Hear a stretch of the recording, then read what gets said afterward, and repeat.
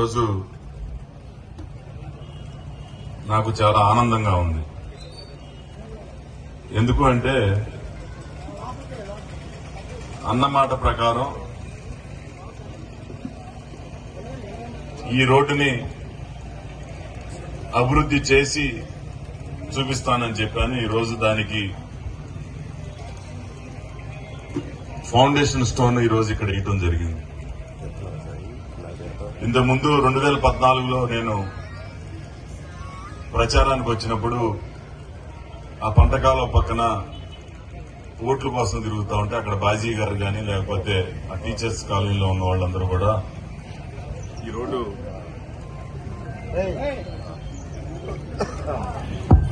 Road అభివృద్ధి చేయండి అనంటే ఈ రోడ్డు అభివృద్ధి చేయటం మీరు అడిగేది కాదు, ఈ రోడ్డు అభివృద్ధి చేసే బాధ్యత నాది. ఈ పంటకాలం రోడ్డు అనేది నా చేతుల మీదుగా అభివృద్ధి చేయాలనేది నా కళ అని చెప్పేసి మీరు అడగొద్దు, వేరే సమస్యలు అడగండి, ఈ సమస్య నాకు వదిలిపెట్టండి అని చెప్పేసి ఆ రోజు చెప్పడం జరిగింది.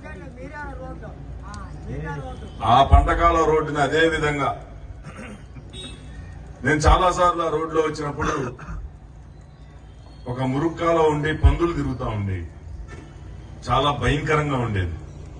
అలాంటి రోడ్డుని ఈరోజు ఒక బీసెంట్ రోడ్డు మాదిరి ఒక వ్యాపార కూడలిగా కూడా అభివృద్ధి చెందింది అనంటే మరి ఆ రోజు మీరందరూ కూడా ఎమ్మెల్యేగా నన్ను గెలిపించారు. ఆ రోజు ఆ పని చేసి పెట్టాను. ఆ తర్వాత మరి అదే రోడ్లో ఆ ఫ్లైఓవర్ కూడా 90% పూర్తయితే మరి ఆ తర్వాత వచ్చిన 5 సంవత్సరాల్లో ఏం జరిగింది అనేది మీరందరూ చూశారు. 90% పూర్తయిన ఫ్లైఓవర్ ని పూర్తి చేయలేని అసమర్థత ప్రభుత్వం ఆ రోజున 5 సంవత్సరాలు మనం చూశాం.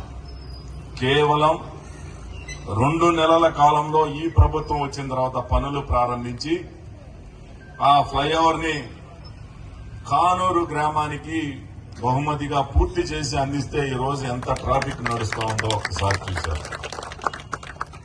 అదే కాదు, గత సంవత్సరం భారీ వర్షాలు కురిస్తే కానూరు ప్రధాన రహదారి ఈ రోజు ఈ లోతు నీళ్లలో ప్రయాణం చేయలేక పక్క రోడ్డులో నుంచి వెళ్ళిపోతా ఉంటే కానూరు పరిస్థితి చూసి నాకు చాలా బాధేసింది.